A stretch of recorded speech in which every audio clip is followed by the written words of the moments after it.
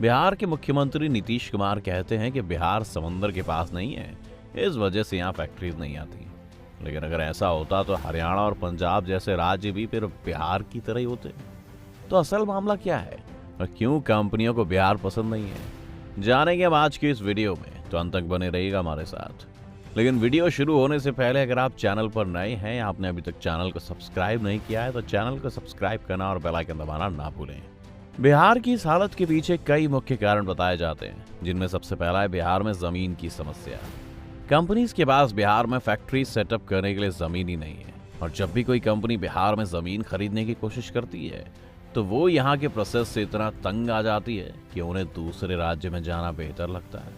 बिहार की 80% जनसंख्या आज भी खेती पर डिपेंडेंट है, लेकिन ये बड़े किसान नहीं है, बल्कि ये वो किसान है जिनके पास 1 या 2 बीघा से ज्यादा जमीन नहीं है। जिस वजह से जब इन कंपनीज को ज्यादा जमीन खरीदनी होती है, जैसे 20 बीघा, तो उन्हें एक आदमी से नहीं बल्कि 20 अलग अलग आदमियों से डील करना पड़ता है।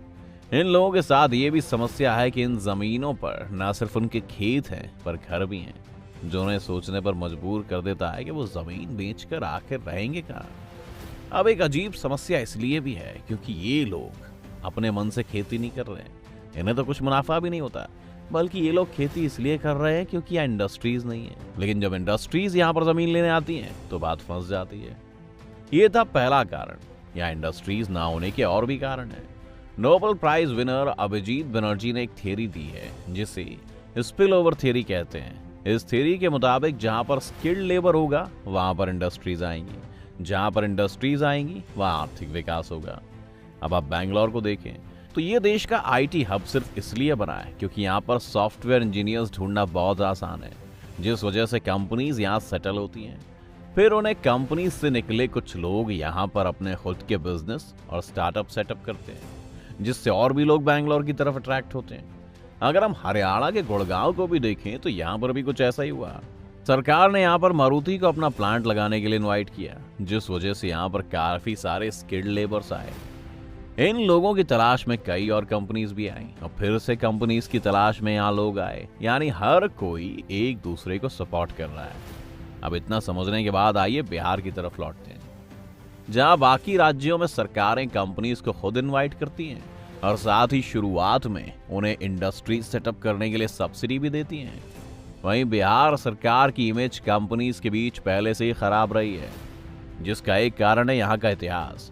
बिहार में आखिरी 30 सालों में बहुत सी राइस और शुगर मिल्स बंद हो चुकी हैं। साथ ही जो कंपनीज फूड प्रोसेसिंग के बिजनेस में इन्वॉल्व भी थी वो भी यहाँ से जा चुकी थी। एक आंकड़े के मुताबिक 1960 तक बिहार देश के 40% शुगर प्रोडक्शन के लिए जिम्मेदार था, लेकिन यह आंकड़ा सिर्फ 2% ही रह गया है।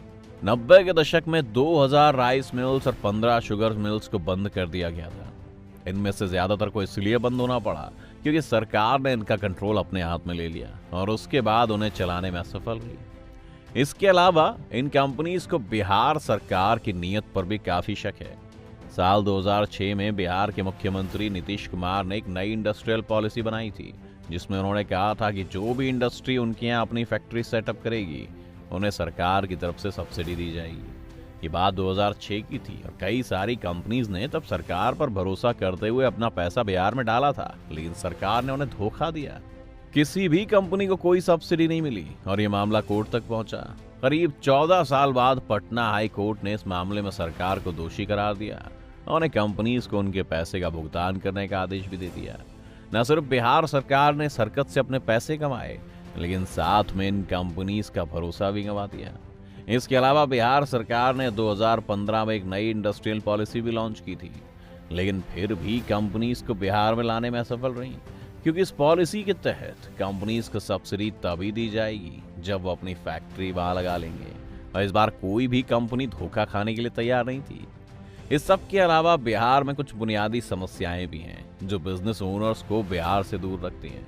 जैसे बिहार में परमिशन लेने के लिए फाइल को एक दफ्तर से दूसरे दफ्तर घुमाया जाता है और भ्रष्टाचार के बिना काम करवाना लगभग नामुमकिन ही मालूम पड़ता है। इसके अलावा जो बिहार के छोटे बिजनेसमैन भी हैं, एंड ऑर्डर सिचुएशन की वजह से भी कंपनीज बिहार में आना पसंद नहीं करती। बिहार में इंडस्ट्रीज के ना आने की आखिरी वजह है वहां की पॉलिटिक्स।